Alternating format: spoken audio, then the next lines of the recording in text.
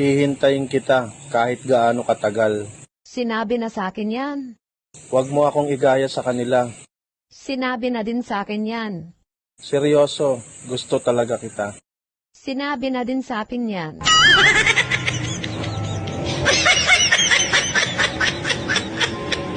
Sabi mo sa akin dati, mamatay ka kapag naghiwalay tayo. Nung undas, lumimot ako sa sementeryo, hinanap ko yung puntod mo. Wala naman. Manloloko. Basta sa ex ko, wala akong masabing masama sa kanya. Napakabait at napakasipag makipagrelasyon sa iba.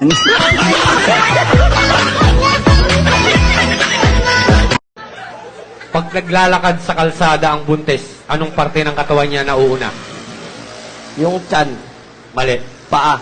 Mali. Ano? Nguso. Bakit? Aso yung buntis. Hello? Hoy, nasan ka na? Ha? Nagpa-change oil lang. O sige, pagkatapos din umuwi ka na, tapos ako naman ang aalis, ha? Saan ka pupunta? Magpapa-change oil lang din.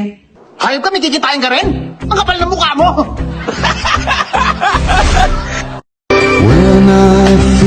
Paano ba umibig? Umibig ka na ba?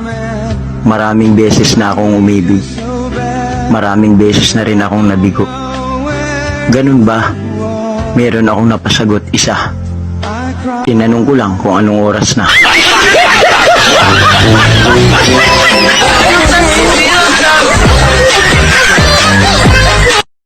Alam mo, gusto na kitang makita. Gusto na kitang mayakap. Gusto na kitang mahalikan. At gusto na kitang malagaan. Kaso buhay pa asawa mo. Hey, di ba gusto mo mapunta sa tamang tao? Anong tingin mo sa akin? Kalad ka rin. Porket maganda ka, sasama ako sa'yo. Ayun ang problema nyo mga magaganda eh. Gagamitin nyo yung kagandahan nyo sa pambubudol. Alam mo ba kung saan papunta sa amin? Wala akong pakialam at hindi ko alam. Pero sasama ako.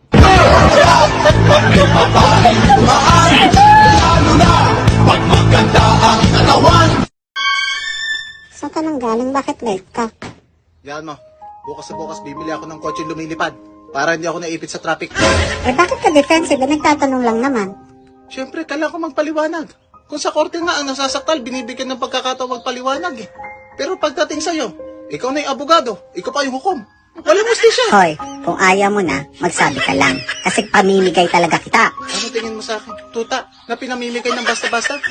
Sa mga katwiran mo, pinaiinit mo talagang ulo ko. Ang bihira ka. Ayun ang problema mo eh. Ang init, nilalagay mo sa ulo. Tarantado ka pala. Isa ko dadalhin. Tara, dalhin natin sa kwarto.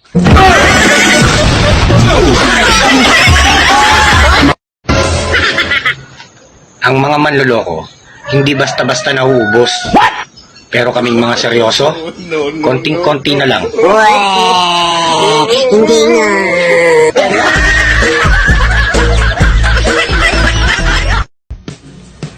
Lagi ka na lang nagre-react sa post ko ah. Saan ka ba masaya? Sa post ko o sa akin? Ayaw, di ba?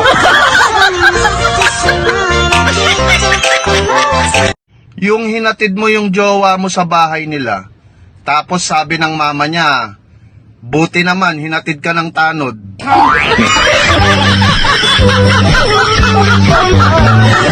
Pre, anong mas masakit? Yung murahin ka ng jowa mo o sampalin ka ng jowa mo?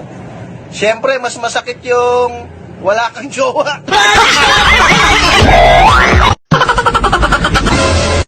Hindi naman ako lumalabas ng bahay. Pero bakit hindi ako pumuputi? Ba't ganun? Ano kayang gamit nilang bubong? Sabi daw nila, yung poso daw, nasa kaliwa. Iba't yung sa akin. Nasa iyo. Magandang hapon, sir. Magandang hapon din po, Idol. Kayo na po ay gustong sumurrender sa mga kinaukulan gawa nitong na-involve kayo sa isang krimen. Opo, Idol. Ano pong krimen yun, sir? Kinain ko po siya. Kasi sabi niya, kakainin niya ako. Inunahan ko lang po. Ano po yung nag-udyok sa kanya para makapagbitaw ng salitang kakainin kita? Nagiinuman po kasi kami, naka-boxer short ako. Basta't walang kabog-kabog, sabi niya kakainin kita. Spell annoying. Oh. Alam ko yon. Spell annoying. Huwag mo na Spell annoying. Annoying. A. N. O. Annoying. Oh, hindi, mali. Walang O. Kulang. U. Ay, mali. At tinanggal din. Walang, wag na, tumigil ka na. Ano? Break na kayo ng jowa mo? What? Ang bilis naman.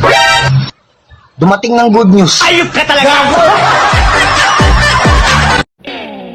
Magkaiba yung cute at loyal.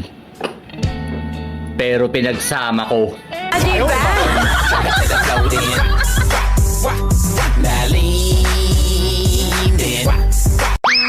Hoy, ang kapal talaga ng mukha mo. Biruin mo, namimiss na naman kita. Hayop ka.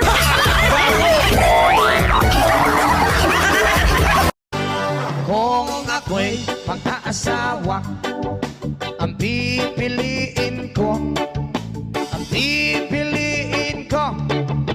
anak ng bombero. Bomba siya, bomba ako, bombahan kami hanggang ating gabi. At kung ako naman ay mag-aasawa, ang pipiliin ko, anak ng mangingisda. Sisid siya, sisid ako, sana all. Sisirang kami, hanggang mahuli yung rumpi. Pag-ibig na walang hanggan, pangakong walang iwanan. Magkape ka na lang, dahil walang ganyan. Magaling kupal ka! Hello? Hello, Iho. Ikaw ba ang boyfriend ng anak ko? Ay, opo tita. Aba, ang galang Gusto kita, Iho. Sorry po tita, loyal ako sa anak nyo. Hanggang tita lang po ang tingin ko sa inyo.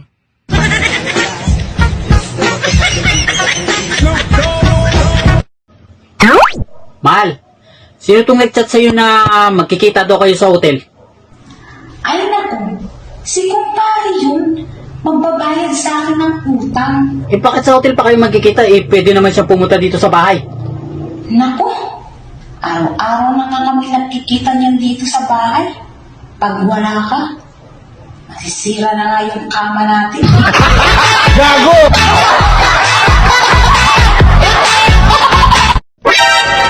Oy, Ano? alam mo bang patay na patay ako sa'yo? Wow! We, Oo nga. bakit buhay ka pa? Parinig kita sa mukha eh.